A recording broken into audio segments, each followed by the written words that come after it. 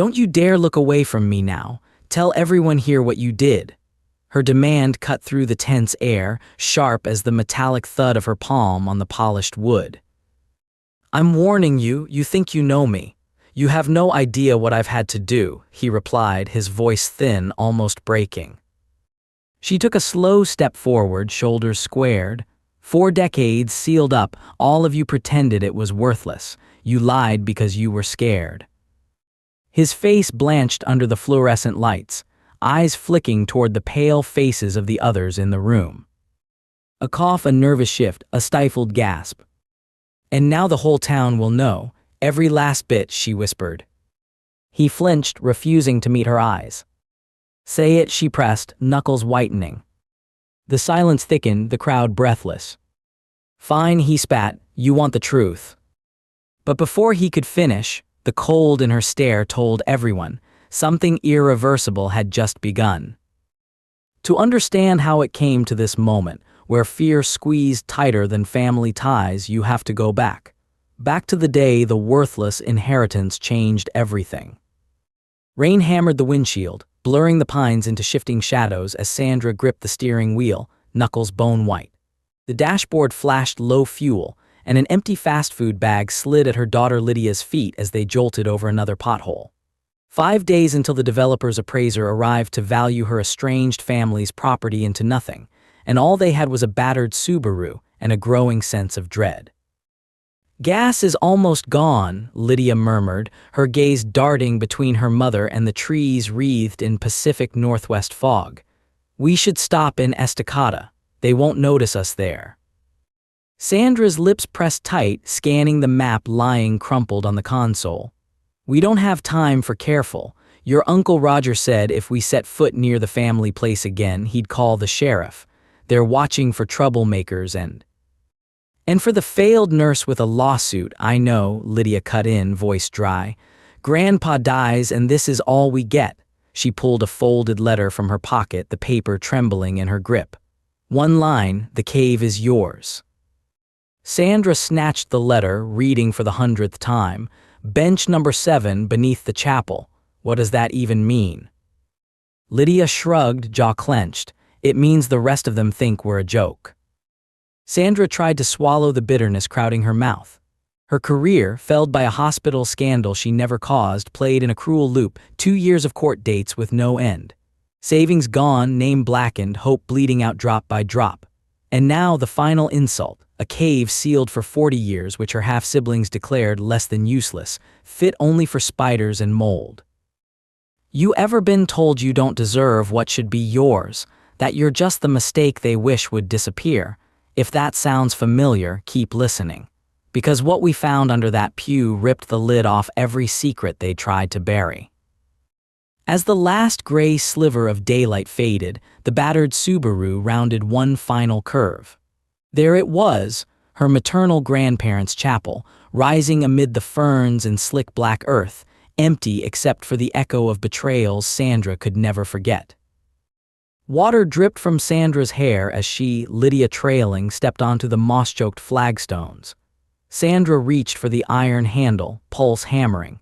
Inside, dust motes danced in the stained cathedral light, pews arranged just as they'd always been, except now every scrap of comfort had soured. They counted 7 benches from the altar. Lydia squatted down, squinting. "There's barely a gap," she muttered, running her fingers along the grain. Sandra knelt beside her, heart thudding. Her fingers found the edge of the seat, worn, smoother than the rest. She pressed. A soft click. The bench lifted, silent on hidden hinges. A dark cavity yawned beneath. Cold air curled up, biting her skin. "Is this it?" Lydia whispered. A steel lockbox filled the gloom, scratched, battered, and impossibly heavy. Sandra hesitated, then pried it out, feet sliding beneath the weight. The chilled metal left a greasy streak on her palm. "Open it," Lydia urged. Sandra fumbled at the latch, half expecting a springing trap, and click, the lid creaked open. Inside, a ring of keys. A map of the Ozark wilderness, stained and stiff. Photos, dozens, faded men in mining hats and women holding children neither of them recognized.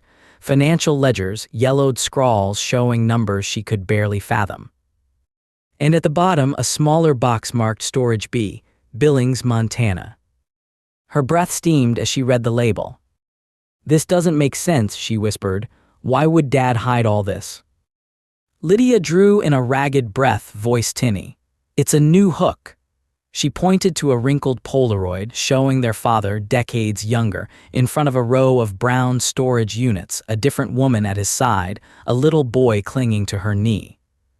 They stared at the faces, silence deepening with each heartbeat. "We have to go to Montana. Tonight." Sandra nodded, hands trembling. "Tonight." Wind rattled the decrepit chapel windows, and a long shadow darted past the door. Lydia froze. "Did you hear that?" Sandra gathered the keys, shoving the lot into her backpack. "No one's seen us yet, let's keep it that way."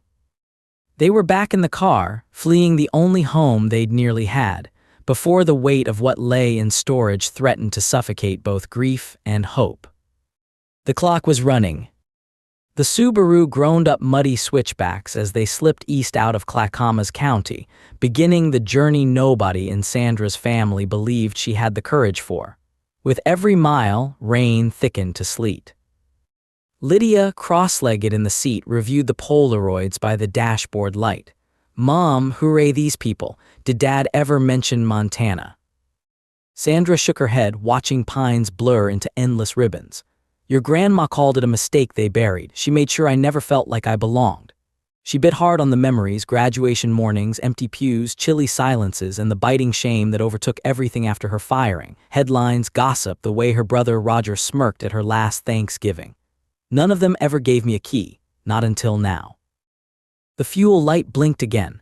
They limped into a shuttered gas station, cracked asphalt, wind-driven debris, and not a soul in sight.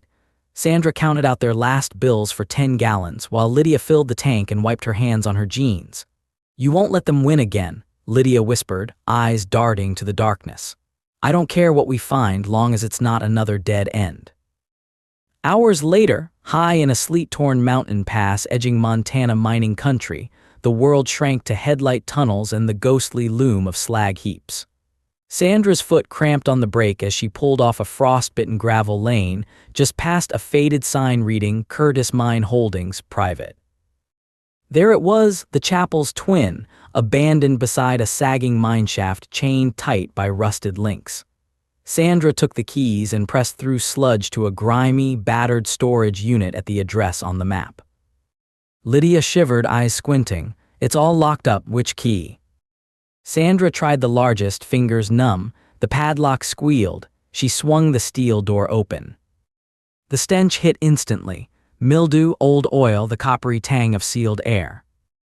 Inside, towering shelves loaded with bankers' boxes, manila envelopes, worn suitcases, a battered trunk in the shadows. Ledger books lined up in eerie order. "Are we sure this is Dad's?" Lydia whispered, voice quaking. Sandra spotted a sticker, Edwin Cannon, Personal Effects. Her father's name, impossible to deny. "It's his," Sandra breathed, "but what was he hiding?" A tape recorder, blue plastic faded, lay next to a box labeled video footage. Sullivan 1981. Paperwork revealed accounts at banks they'd never heard of, some with balances in the millions. Lydia blanched. "Mom, there's a marriage certificate, 2 actually, different last names, same man." Photographs bloomed under her shaking hands, her father grinning beside a woman in Vegas neon. Him again with a different woman, baby in arms in Bozeman. "Why all the fake names?" "I don't know," Sandra choked, scanning a letter fixed under the lid of the trunk. In Dad's looping scrawl. "If you're reading this, you're blood. If not, put it down and leave well enough alone." Her hands shook as she let Lydia take the letter. Lydia's voice cracked as she read aloud. "Roger, I know you think you've bought your way clear, but if my real daughter ever finds this, the ghost you made will undo you. Ed." A thunderclap outside split the silence. Inside the trunk, stacks of checks from a mining company, real estate deeds from 4 states, files stamped with her father's signature, all under 3 different names. Sandra staggered back, breath caught. He had an entire life we never knew about. Lydia shook open a legal notice. These are custody documents over a son. None of us ever met him, right? No, Sandra whispered. I was the last to know anything. A receipt slipped from a folder. Payment for a lawyer, dated the month Sandra had been born. They exchanged a look. Cold dread flooded her chest. It changes everything. Sandra bolted upright, an ache searing through her, and snapped on the storeroom's weak bulb. She ran her hand over a brittle, typed certificate. Lydia, this says I'm not just an heir to some locked hole in the Ozarks. I'm the legal successor of the Sullivan Trust. She looked at the print. $200 million, managed from a Kansas City bank for the past 20 years, hidden under names only those who'd been cast out would ever receive. Her mind reeled. Photos fell, and in the stack, her father, older now, shaking hands with men in suits. Behind them, the mineshaft, her worthless cave. A certificate embossed with a blue wax seal, sole legal heir, Sandra Sullivan Cannon, 40 years locked away, never intended for the family who called her nothing. Lydia pointed to a final note expensively embossed. Bank review, appointment in 5 days, for property valuation, Cannon Family LLC, stamped confidential. Sandra's face drained. That's the appraiser. Roger set the meeting. He's planning to sell everything cheap and cut us out for good. We can use this, Lydia whispered, but we can't wait. As they loaded up records and photos, thunder rolled again and a knock sounded at the unit door. Sandra stiffened, reaching for the tire iron she'd always kept nearby. Who's there? A tall man, rain cascading off his jacket, flashed a badge. Not police, security. Place closes at midnight. You folks okay in there? Leaving now, Sandra said, voice steady. Just collecting what belongs to us. The guard nodded, eyes flicking over the mess, but did not pursue further. As he left, Lydia exhaled. We need an ally, someone who knows what these are worth, and we have to get to that appraiser before Roger does. They piled everything into the car, slammed the door, and tore off into the night, now hunted by the ticking clock. Minutes after the storage unit door slammed shut, the phone rang in the passenger seat, a number Sandra didn't know. She let it ring. But within the hour, as they took a thawing Route 90 west, it rang again. Sandra finally answered. You don't know me, said a woman's voice, tight and practiced. My name's Rachel Devlin. I'm a certified forensic accountant. Your father, Ed, paid me to monitor the Sullivan holdings for an heir with the right code word. Now that you've cracked those boxes, I assume you are her. Lydia's eyes flicked wide. Sandra found her voice. Wait, code word. The woman cut in briskly. Pine Chapel is the phrase, say it back if you're real. Sandra gritted her teeth. Pine Chapel, what's your stake in this? Rachel exhaled, tone softening. Your Uncle Roger has been making deals with the Loma Ridge Development Group for years, off the books, illegal kickbacks to make the property appear worthless so Loma Ridge can snatch it up cheap. If you can prove you were left everything and expose his dealings, you can end this. Lydia leaned in, voice urgent. We have the documents, but they're going to value that cave as nothing in 5 days. What are our chances? Rachel said, if you let me review your father's paperwork, I can assemble the full financial paper trail by Thursday. But these people play hardball. She paused. I've seen them cover things up before. This is your shot, Sandra, but you have to risk the whole family's secrecy to win.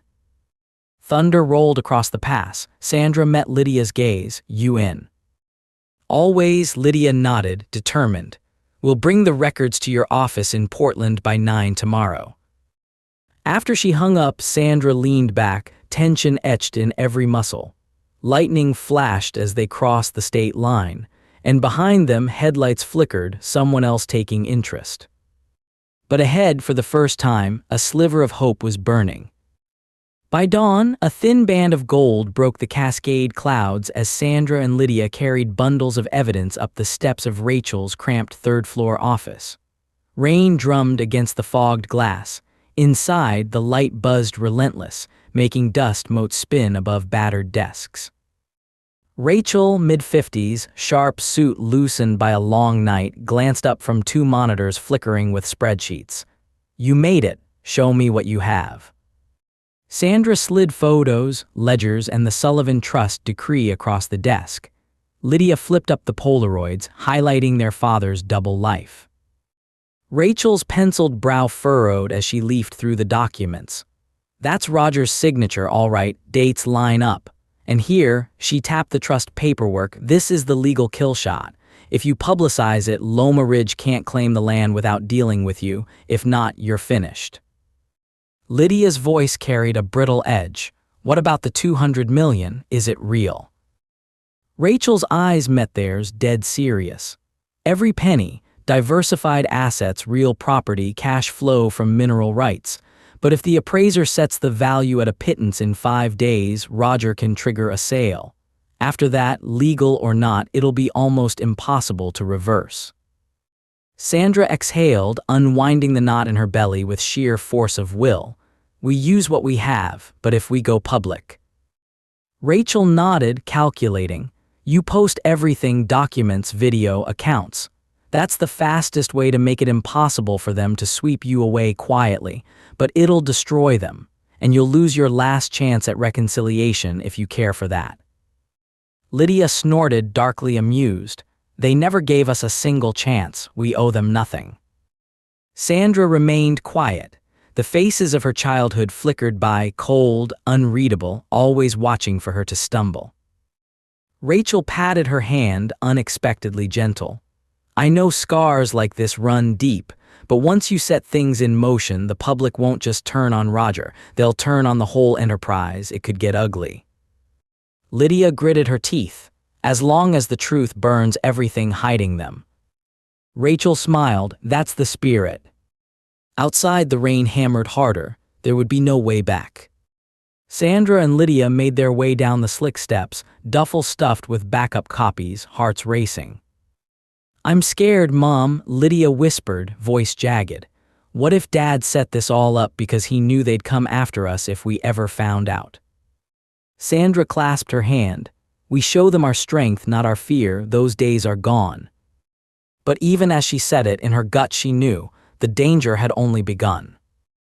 At noon, Rachel's phone rang while she collated papers in her office.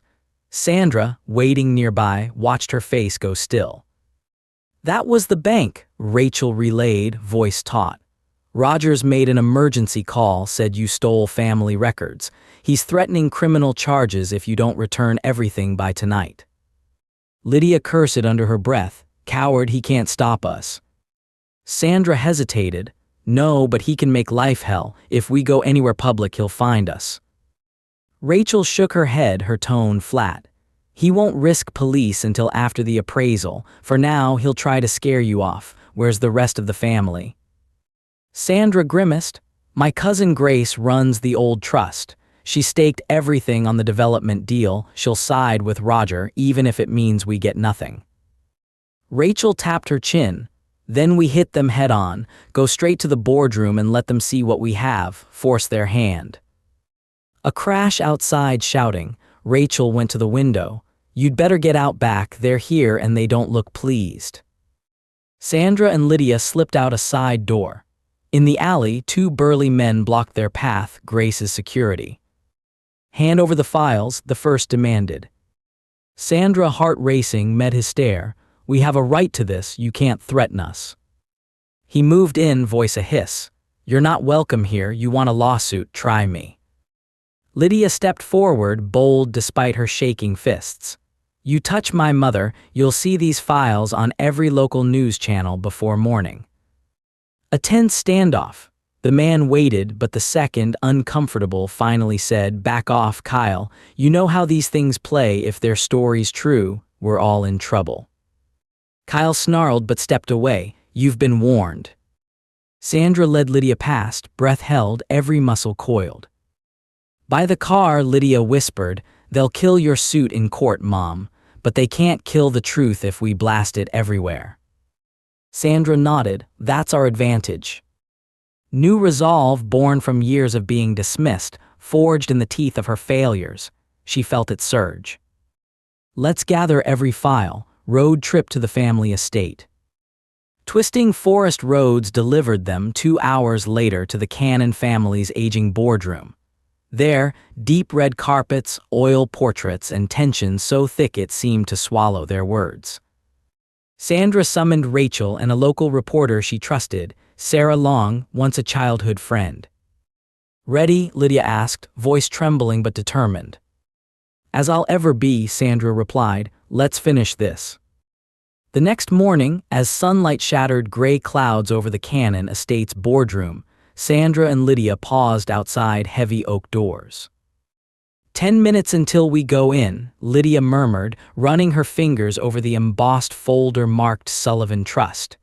"Any regrets?"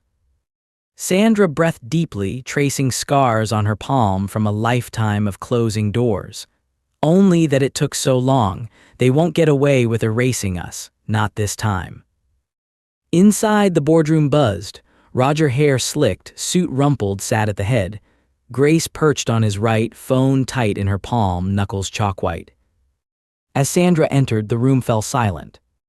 "Well, if it isn't the prodigal," Roger sneered. Grace eyed Lydia, her tone arch. "Back for another handout." Sandra looked up, voice even. "I'm here for what my father willed me, no more, no less." Roger laughed. "That worthless hole in Missouri, have at it, we're selling the rest." Sandra slid the trust documents in front of him. "Not anymore. This makes me primary heir to every holding, including this property. 200 million, Roger, not pennies, as you tried to claim." Roger's face darkened. "Forgery." Rachel spoke, calm and clear. "We've reviewed signatures, checked transaction histories. The court would agree if you want to go there, or we settle here." Grace's voice wobbled. "We did what's best for the family." "Cutting us out," Lydia snapped. "Lying for profit." Roger shot to his feet. "You don't understand the development deal." Sandra's tone sharpened. "You took kickbacks, Roger, direct from Loma Ridge, and here's proof: bank statements, email logs, your signature, Grace, we found it all." The board's general counsel, lips thin and jaw clenched, turned to Roger. "Is this true? Did you take money to undervalue the holdings?" Roger's arms trembled. "Desperate times. You don't know what it takes to keep this together. I saved what I could. Sandra wouldn't have done better. She wasn't even here."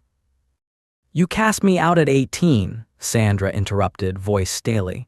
"All because I wouldn't sign away my rights. For years you called me a stain, useless, and now you'll stand here and say loyalty means covering for you." Grace rose, shaking. "This will ruin us. You don't have to do this, Sandra." Lydia interjected, softer now. "We tried playing by the rules. You made sure we lost every time." Roger's knuckles slammed the table. "You think 2 lawsuits and a sob story make you worthy of this? You think that makes you family?" Sandra stepped closer, her voice trembling but unbent. "Don't you dare look away from me now. Tell everyone here what you did." Her palm struck the table, echoing. Roger blanched, surrounded now by eyes. Family, lawyers, Rachel, Sarah Long with her camera phone recording every word. "I'm warning you, you think you know me.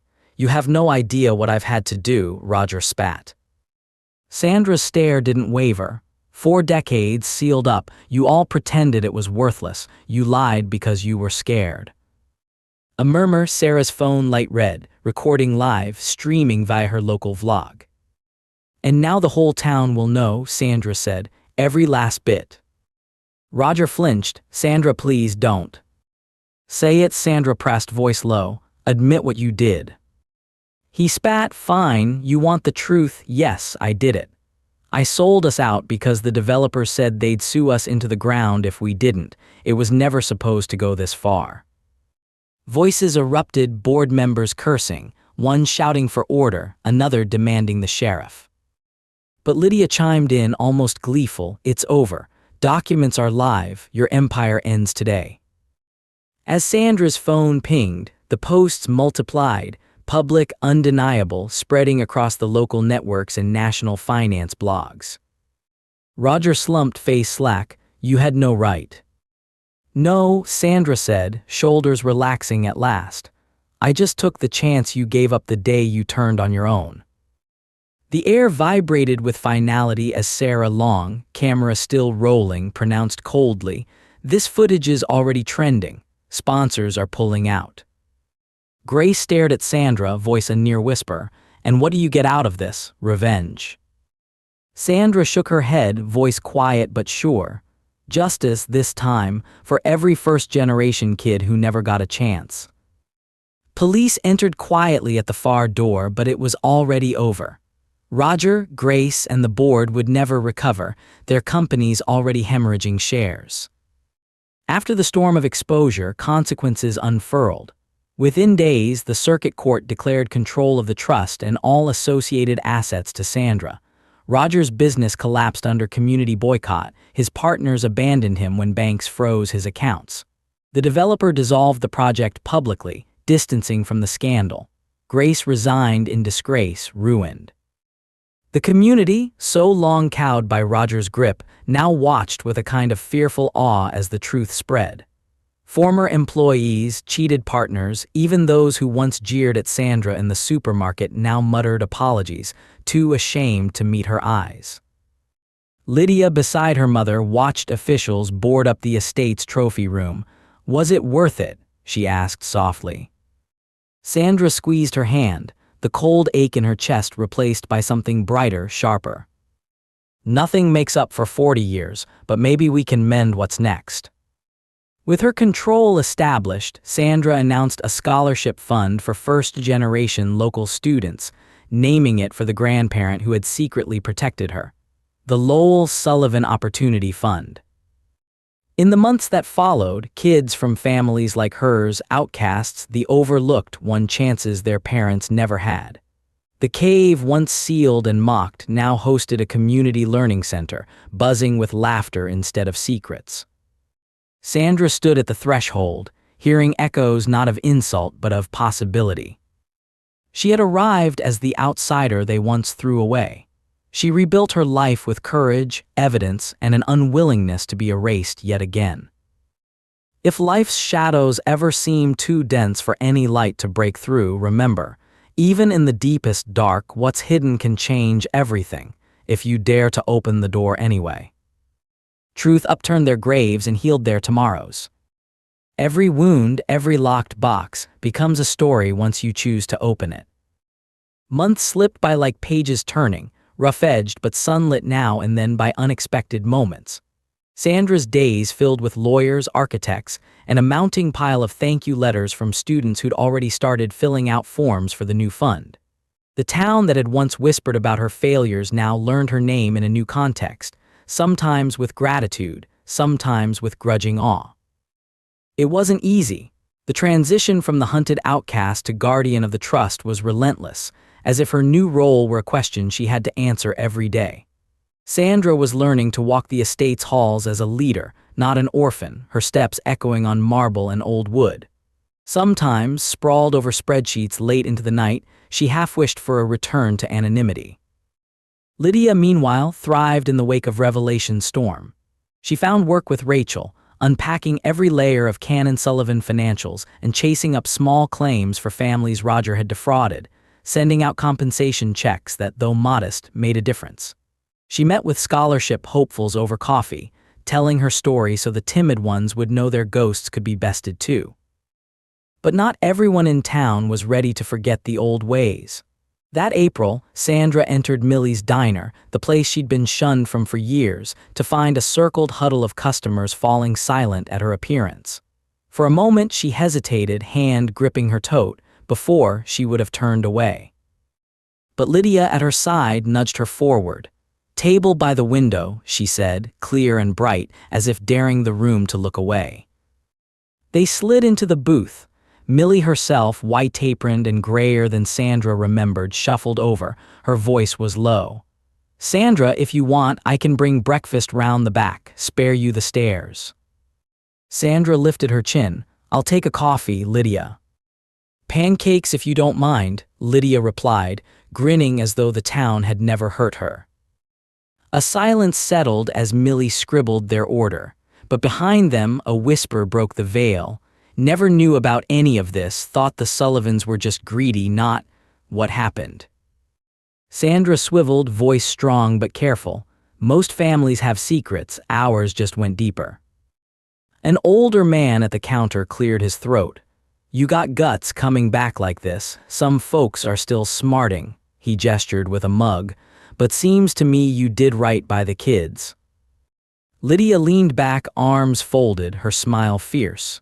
We're not here to be liked, just to make it so nobody else gets locked out. Millie returned, setting mugs and plates. Her eyes crinkled at Sandra.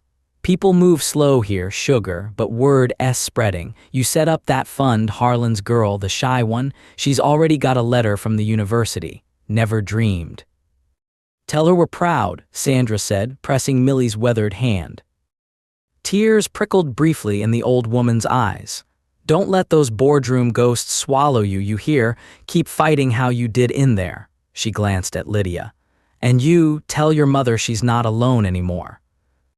That afternoon, after the pancakes were gone and silence had softened, Sandra drove Lydia upriver to the cave. Work crews had already installed floors and lighting. The dank smell was replaced by chalk and new books. Inside, kids read at tables built from old pew wood, their laughter echoing against limestone that had once kept secrets buried. A little boy, sandy-haired and quick, ran up. Miss Cannon, look what we found. He held a chunk of quartz, sparkling with the last golden light. Treasure, Lydia grinned. Better guard that, might be worth more than all Granddad's ledgers. Sandra crouched, meeting the boy's eyes. It sure is, you take care of it. Some things are only valuable 'cause someone believes they are. The boy dashed away, waving his prize, and Sandra watched him go, heart lifting. A scraping of boots behind her. The caretaker arrived with a note, a wrinkled envelope crammed with Roger's precise script. Sandra's hand stilled as she opened it. Sandra, I see now what I couldn't then. I built my life on keeping secrets, thinking it would save us. All I did was lose everything. Grace left for Arizona. I'm moving on too. I hope you'll find a way to forgive us, or at least to forget. You're the only one who ever had the courage to stand in the light. I wish I'd learned that in time. Take care of our home. Roger. She folded it, unsure if the feeling that rose inside was triumph, or the deep ache of things too long lost to ever be restored. Lydia nudged her gently. He finally said it. Too late, but yes, Sandra whispered. That evening, the three, Sandra, Lydia, and Rachel, sat by the cave's open mouth, watching sun slip behind pines. Old hurts flickered in the hush, slowly dissolving like fog lifted by dawn. Rachel sipped her thermos. You know, some people buy power to bury the truth. You used it to unearth it. Because the only way out was through, Sandra murmured. I wish Dad could see this, see us. For once, we did more than survive. Not just survive, Lydia said, voice proud. We changed what family means around here. A chorus of voices drifted up from inside. A young woman practiced a speech at the lectern. A volunteer hung new science posters, the words bold and bright. Sandra let the sounds wash over her, the cadence softer than memory, warmer than old pain. Do you think it lasts? She asked Rachel. Or will it all rot again under someone else's greed? Rachel smiled. It lasts as long as you do, and longer if you trust the next generation to kick open any doors that get slammed shut. Lydia nudged Sandra's side. And if they need help, we'll show them where the hinges are. They laughed together, light, unguarded, laced with the kind of acceptance Sandra had not known in decades.